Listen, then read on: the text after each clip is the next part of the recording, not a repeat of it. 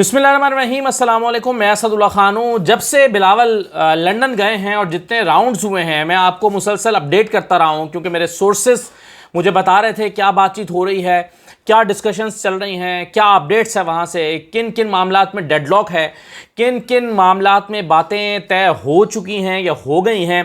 ये सब बातें मैं आपको अपडेट करता रहा हूँ लंदन से, क्योंकि वहाँ पर मेरे कुछ ऐसे सोर्सेज मौजूद हैं जो मुझे ये ख़बरें पहुँचा रहे थे। मैंने आपको बताया था कि बिलावल पहले दिन वहाँ मिले हैं, इफ्तार पर मिले हैं होटल में, तो दूसरे दिन वो नवाज़ शरीफ की रिहाइशगाह जाएंगे और ऐसा हुआ। फिर मैंने आपको बताया था कि चेयरमैन सेनेट के मामले पर वहाँ पर एक नुक्ता उठाया गया है। अभी मैं आपको बताऊंगा कि किन बातों पर इत्तफाक हो गया है और किन बातों पर इत्तफाक नहीं हो सका और किस बातों पर डेडलॉक के साथ ही बिलावल साहब जो हैं वो वापसी की राह ले रहे हैं।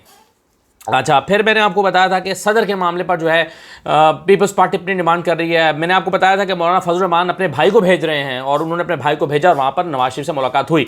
तो ये तमाम चीज़ें मैंने आपको दी थी और वो तमाम ही चीज़ें दुरुस्त साबित हुई हैं। अब मैं आपको बताने जा रहा हूँ कि किन चीज़ों पर डेडलॉक बरकरार रहा। आखिरी दिन तक भी कोशिश होती रही लेकिन उस पर कोई पेशरफ्त नहीं हो सकी।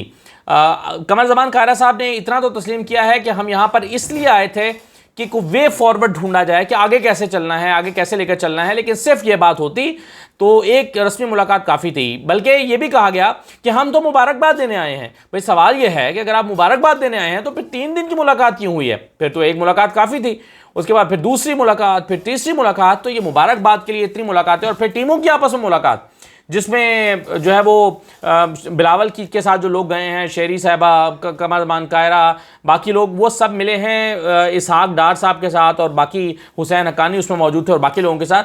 तो अगर ये सिर्फ मुबारकबाद का मामला था तो फिर पहली मुलाकात काफ़ी थी। लेकिन ये बार बार जो मुलाकातें हो रही थी इसका मतलब है कुछ चीज़ों पर बात अटकी हुई थी।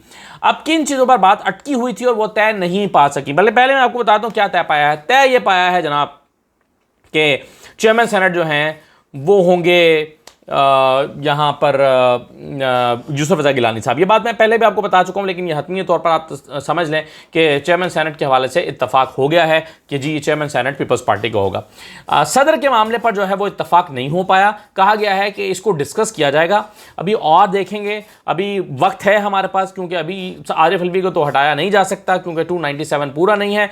तो अभी इस मामले पर हम मज़ीद गुफ्तो शुनीद कर लेते हैं। मियाँ नवाज शरीफ साहब ने बिलावल के सामने रखा है कि जी मौलाना नाराज़ हो जाएंगे और सारा मामला ख़राब हो जाएगा अगर हम आपको दे देंगे, क्योंकि मौलाना भी इसमें इंटरेस्टेड हैं। तो इस पर जो है वो ये तमाम दलाइल देकर बिलावल को कायल किया गया है कि अभी कुछ और वक्त इस पर दिया जाए। यानी इनकार भी नहीं हुआ, इकरार भी नहीं हुआ। कहा गया कि ठीक है हम इस पर बैठ जाते हैं, दोबारा बैठेंगे, ज़रा आप पाकिस्तान जाएँ, वज़ारत ख़ारजा का हल्फ लें और फिर हम चीज़ों को देख लेते हैं। उसके बाद जो है वो जिन चीज़ों पर डेडलॉक बरकरार रहा, यानी ये तो वो थी ना कि जिस पर अभी कहा गया कि मज़ीद गुफ्तगू शुनीद करेंगे, लेकिन ऐसी बातें जिस पर मियाँ साहब ने इनकार कर दिया कि ये नहीं हो सकता। उसमें से एक तो मामला था अली वज़ीर का कि अली वज़ीर को वज़ीर बनाया जाए। जरदारी साहब ने यह पैगाम देकर भेजा है कि हमने अली वज़ीर से वादा किया था तो उसको वज़ारत दी जाए।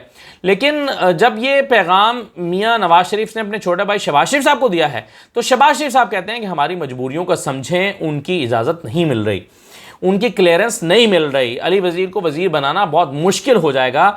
और पहले दिन जो उन्होंने तकरीर कर दी है उन्होंने मोहसिन दावड़ ने, उसके बाद तो ये और भी मुश्किल हो गया है। तो शहबाज शरीफ साहब जो हैं वो इस पर अपने भाई को कायल कर रहे हैं और उन कायल कर लिया। उन्होंने कहा कि जी अली वज़ीर को वज़ीर बनाना जो है ये बहुत मुश्किल फ़ैसला है और इस पर जो है वो मियाँ नवाज शरीफ साहब ने अभी उनको ओके नहीं किया। आसिफ ज़रदारी साहब को कहा कि ये मुमकिन अभी फ़िलहाल ये मुमकिन नहीं है। उसके बाद एक और चीज़ पर जो जिस पर आखिरी मीटिंग भी हुई, यानी आखिरी निशस्त जो है जो दोनों की टीमों के दरमियान हुई है वो भी इस डेडलॉक को तोड़ने के लिए हुई और उस पर हल्का वाइज डिस्कशन की गई, लेकिन नतीजा नहीं निकला। अब डिस्कशन क्या थी? कहा गया कि जी जो यानी पीपल्स पार्टी जो हल्के मांग रही थी वो हल्के मियाँ साहब उनको देने के लिए तैयार नहीं थे पंजाब से।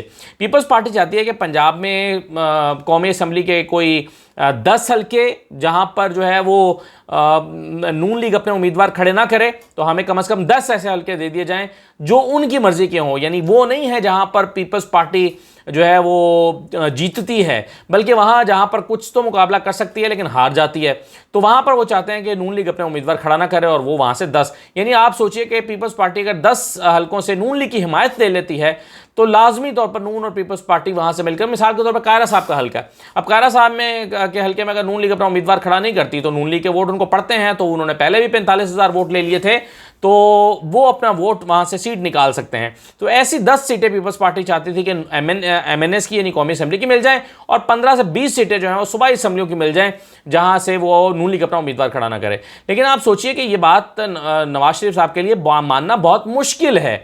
इसलिए भी मुश्किल है क्योंकि वो समझते हैं कि आइंदा इलेक्शन में पंजाब उनको वोट करेगा, और ऐसे में वो 15-20 सीटें क्यों अपनी ज़ाया करें सूबाई असेंबली की, और 10 सीटें कौमी असेंबली की क्यों ज़ाया करें, जहां पर वो समझते हैं कि 10 में से 8 सीटें कम से कम वो जीत सकते हैं। वो अपनी सीटें क्यों देंगे जरदारी साहब को? देनी भी नहीं चाहिए वैसे, लेकिन देने के लिए मियाँ सब तैयार भी नहीं है, और वो समझते हैं कि ये खाम खा पीपल्स पार्टी ब्लैकमेलिंग कर रही है, ये मुमकिन नहीं है, ये नहीं किया जा सकता, इसलिए उन्होंने वहां पर जो है उनको साफ इनकार कर दिया।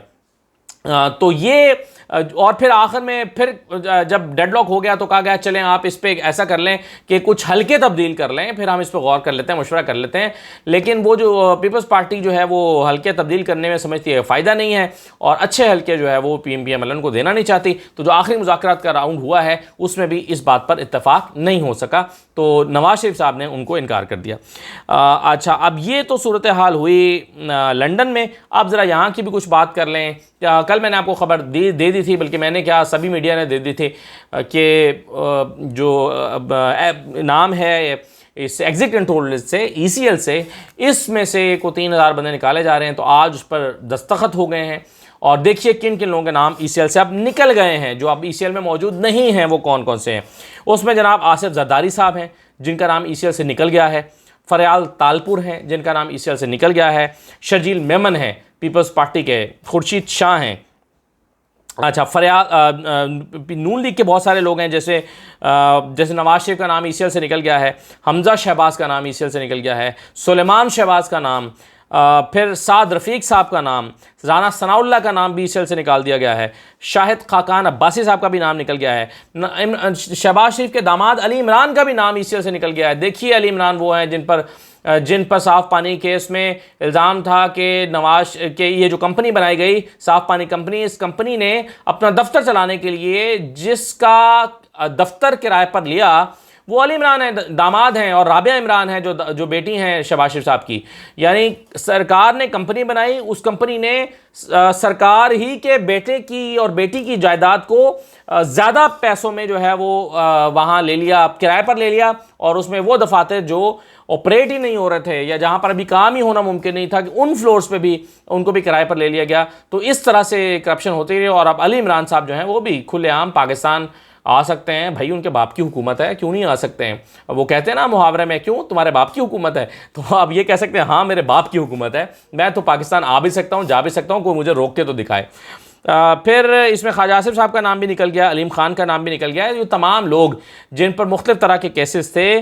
शर्जील मेमन साहब आप जानते हैं एक ज़माने तक फिर दुबई में रहे, फिर यहाँ अगर जेल की बजाय जो है वो यहाँ पर हस्पताल में हो गए, अस्पताल में काफ़ी अर्सा ज़ेर इलाज रहे। जब साकिब निसार साहब गए थे उनसे मिलने के लिए तो पता चला वहाँ शहद की बोतलें निकल आई थी, एक में जैतून निकल आया था और एक में शहद निकल आया था।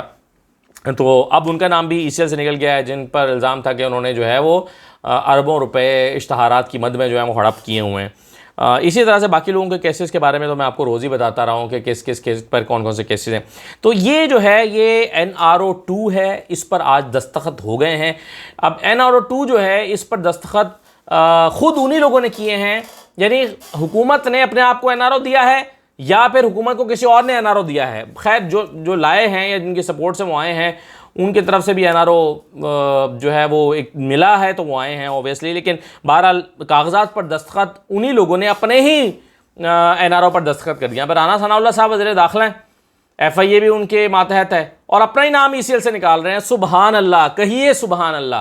शहबाज शरीफ साहब वज़ीर आज़म थे, वज़ीर आज़म होते हुए उनका नाम एक हफ्ते से ECL पे था और अब कैबिनेट के फैसलों पर जब शहबाज शरीफ ने दस्तखत किए हैं तो अपने ही आज़ादी के परवाने पर खुद दस्तखत किए हैं। कहिए सुबहान अल्लाह। और शहबाज शरीफ साहब ने अपनी बेटी, अपने बेटे का, अपने दामाद का नाम ईसीएल से निकाला है कि बेटा जाओ जी ले सिमरन अपनी ज़िंदगी।